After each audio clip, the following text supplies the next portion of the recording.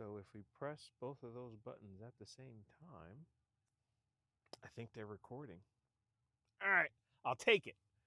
I got I got my first flat today in 40 years. It's been a while.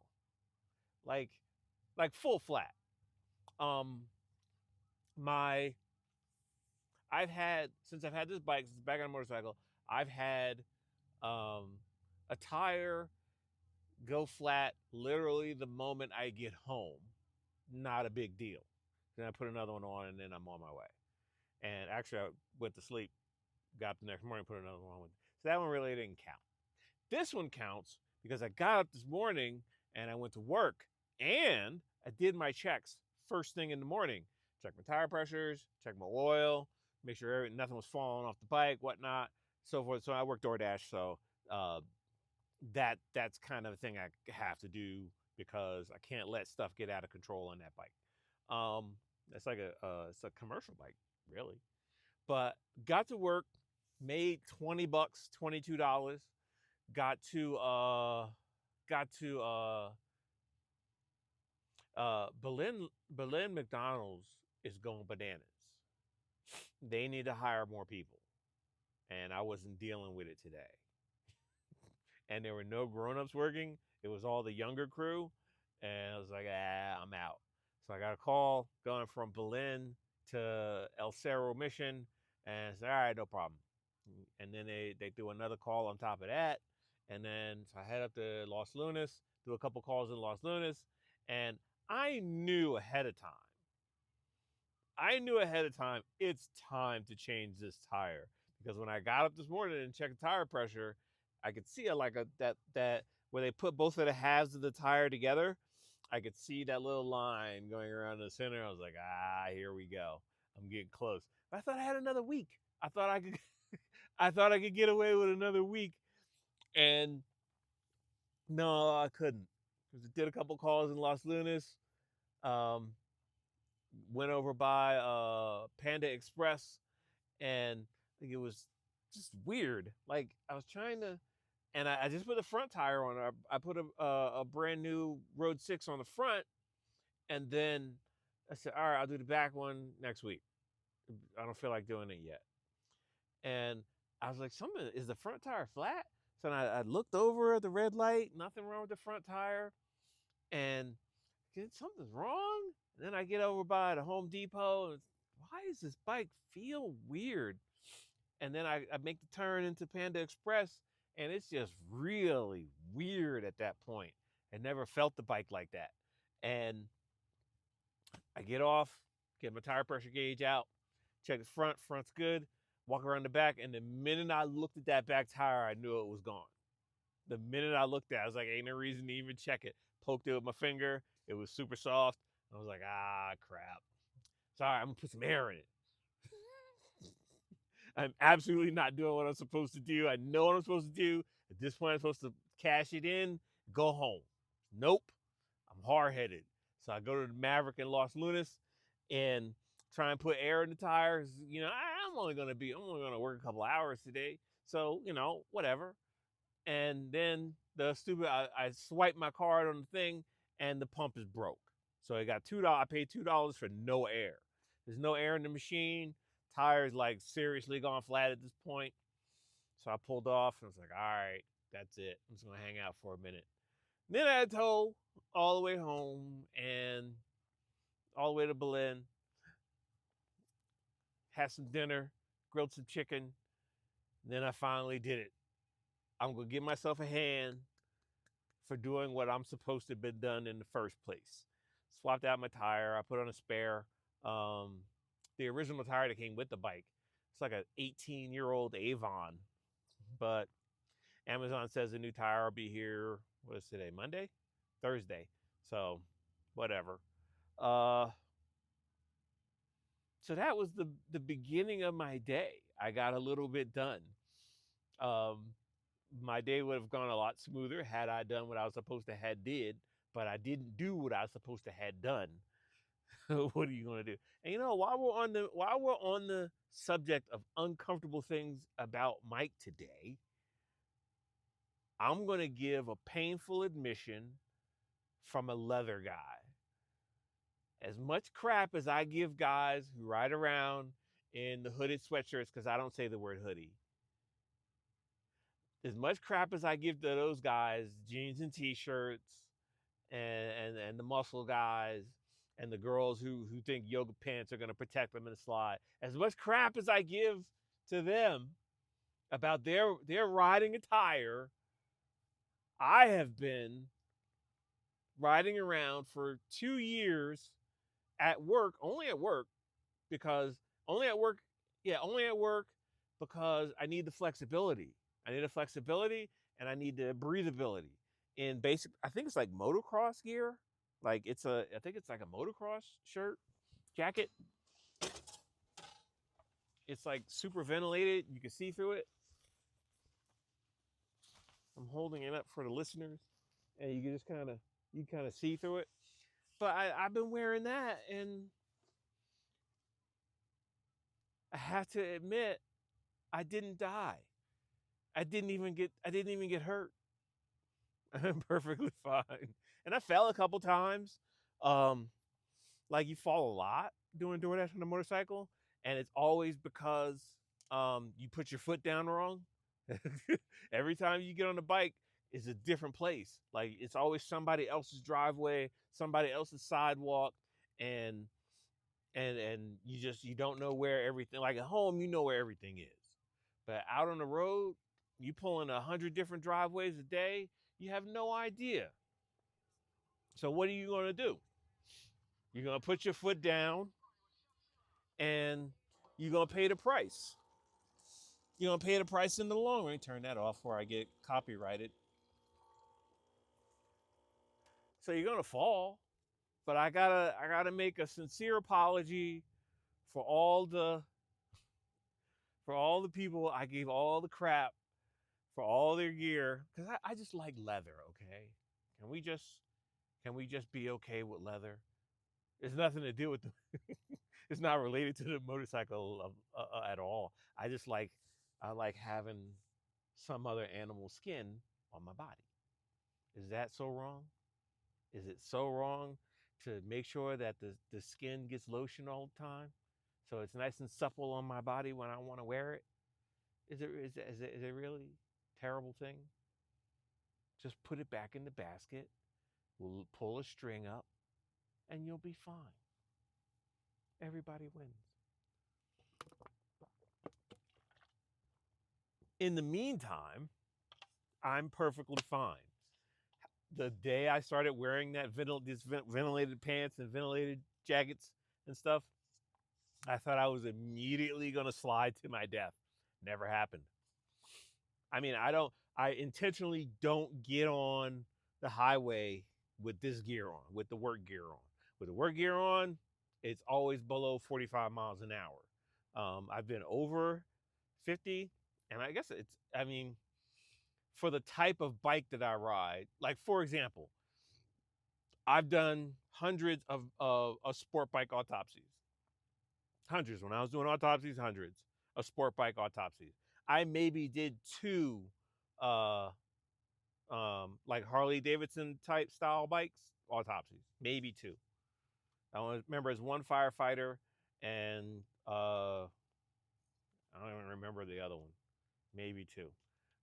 Adventure bike, the dirt bike riders, never. I've never done a dirt bike rider. Of course, I was in Jersey, so not a whole lot of dirt bike riders.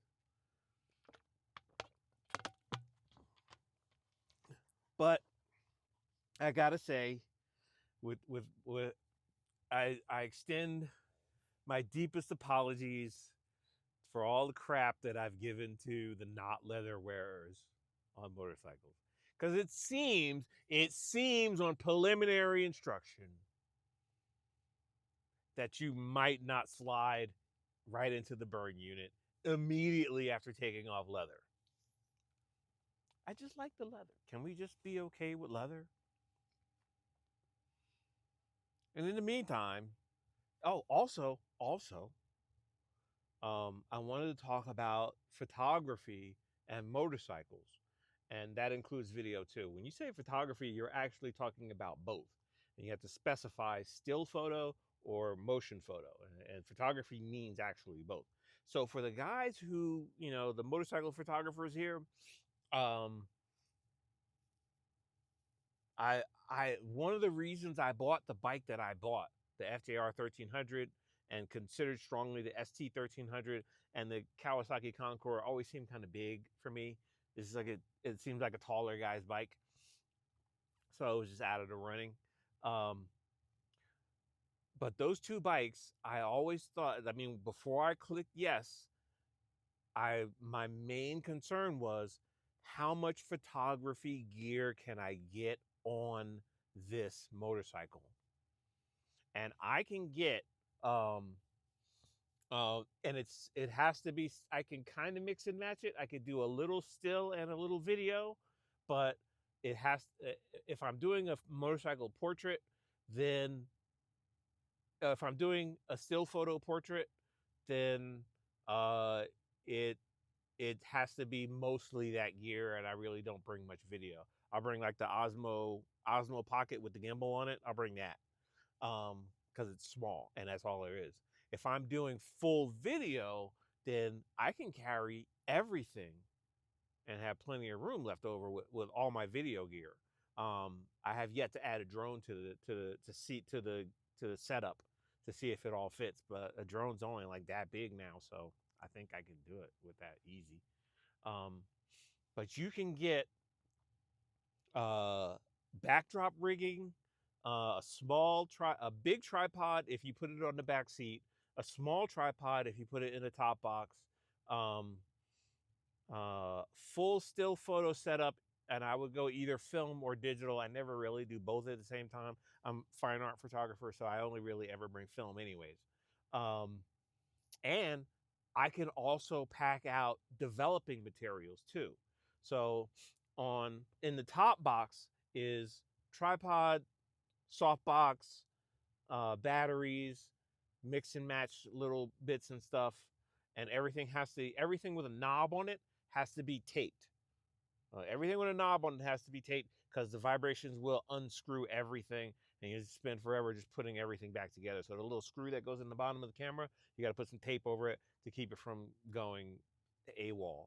And then in the right side box will be uh, uh, will be film camera, because film camera is heavy. So I put everything lighter weight up top in the top box, and all the heavier stuff down below. Film, camera, body, lens, um, all the ND filters, the other film backs, stuff like that all goes down low because they're generally pretty heavy. And then the left side bag is stuff I need to get to right away. That'll be like gear, like if I'm riding out and it's colder, I'll have some heated gear in that side and whatnot. Or if it's in the summertime, um, I'll have like tools, stuff I might need on the road, this and that and the other. It's more of a personal side, like personal stuff, not really work stuff. So in the long run, you could 100%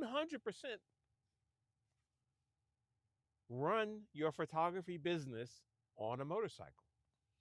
Anything bigger than that, like if I get called out, like if somebody calls me, if I get a contract for something bigger, then that's when this comes into play. And this is in the contract. This whole bus is in the contract as a grip truck and lodging. So whenever they give me a stipend for like a motel room or something like that, I'll put that in the contract, but then that goes right back into the bus because I sleep and eat and prepare food and carry gear on here too. Generators, backdrops, reflectors, flags, all that goes in here. So if it's small enough where I can do it on the motorcycle, bam, 100% do it. And I pass the savings on to the contractor, to the contractee. Uh, but if it's bigger than that, then I just take the whole bus, and they pay whatever the mileage rate is for I don't know, for a truck. I usually just kind of make that up. Now, next thing I want to talk about I have to revise. Oh, I didn't turn off the heat, so you hear it click, click, click. The next thing I want to do is I want to revise. Like I was thinking, what motorcycle, what car is the equivalent of your motorcycle? And I always said that my bike was the equivalent of the Jean Short New Balance C6 Corvette. I gotta change that. My bike is very literally the the equivalent of the C7 Grand Sport, just under the Z06. And I say that, I changed that because after looking at my tires, I went after I had a flat tire today, so I went and looked at all my old tires. I still have all my old tires. Um, my sidewalls get a workout, like a real workout. And when I have to do stuff, uh, when I'm in the world and I have to do stuff, it does it. It really, the bike is the bike is a sharp edged tool. It is an edged weapon. It is fantastic. I don't know if you've ever ridden one of the sport touring bikes slash cop bikes, but I know one thing: don't ever run from a bike cop, because if I can do what I do on a cop bike, imagine what an actual cop can do. I'm probably 0.5 on the scale of 10 of skill on a motor cop bike, which means that a motor cop is 9 points ahead of me, and I couldn't imagine in a million years thinking that I can outrun or outride um, a cop car, and that's another story in another book. Because essentially, what you're thinking right now is outrunning a cop in a straight line, because about every man under the age of 30 thinks of running from the cops, which you have a 40% chance of avoiding them. Means driving your Charger Challenger away at 150 miles an hour in a straight line and leaving the cop behind. See, my whole thing was, when I was using avoidance as a tool, um, was I wanted to embarrass you. And the only way I could do that was to disappear. And I had gotten really good at it. And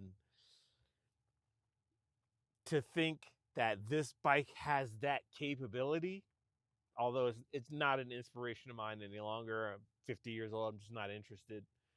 Um, and to know that there are people who are good enough to do it on this bike that are far above my pay grade, kind of humbling. Kind of humbling. And they're probably geared different. My bike is probably geared topped out at like 138. You could probably stretch it out to 143. So if you're one of those, I think I'm gonna get on the highway and run away from the cops in my Dodge Charger Challenger. Are you? Are you really? Yeah. Mm. um, you, I would imagine that the cop bikes have a different gearing than ours. When I was a mechanic, I worked for Future Chevrolet in Mattawa, New Jersey. We had a contract with the police, and one of the things that we did when they decommissioned cars, when they decommissioned the car, they would bring it into us, and we would actually do the decommissioning. We would remove all the radiator hoses. The public was not allowed to have that. The brake calipers went back to stock. The public was not allowed to have that. The radiator, the fan, um, the ECU went back to stock. There's a bunch of stuff we just converted back, and we had to chain of custody that equipment back to the police department, back to Matawan Police Department, and we were not allowed to keep any of it, theoretically. And I would imagine that when the cop FJRs and Harley Davidsons come off the line, they're different than what I got. Very different. I don't know, just a theory. And while I'm at it, you ever wonder why soda makes you pee so much? Just a good piece of information that's really not related to anything. Because when I was waiting for the tow truck to come and get me, I had a soda, which I haven't had a soda in a long time. I probably have like 2 sodas a month. I had a soda. It was one of the weird Mountain Dews. I haven't had Mountain Dew in years. Um, and then it hit me because I'm Gen X, and I'm thinking, and Gen X, we don't automatically click that we have the internet in our pockets. So while I'm sitting there waiting for the tow truck, and I know it's going to be a while, um, I Googled, why does soda make me pee so much? And here's what I got. I'll read it for you. Why does soda make me pee so much? Soda makes you pee frequently due to the combination of caffeine, high sugar, artificial sweetener content, and carbonation, all of which act as a bladder irritant. They designed it to irritate your bladder. And natural diuretics. On the ambulance, we know what diuretics means something that's going to get the water out of your body. We have bags of diuretics, certain chemicals, sodium bicarbonate and magnesium and all these different bags of chemicals that we pump into your body to make your body do certain things. And one of the drugs that we would give on the ambulance was diuretic to get water out of your system for people having heart attacks and blood pressure problems. But this is what soda does to you. It's a natural diuretic. And reading on here, irritants and natural diuretics, these ingredients stimulate the bladder to contract more frequently. One more time, because you didn't hear me. These ingredients stimulate the bladder to contract more frequently and cause kidneys to produce more urine. Everyday Health Plus 5, whatever website. So what all that means is soda makes you more dehydrated, so you want more soda because you think soda is going to satiate that thirst. Not going to happen. They're only billionaires because we make them billionaires.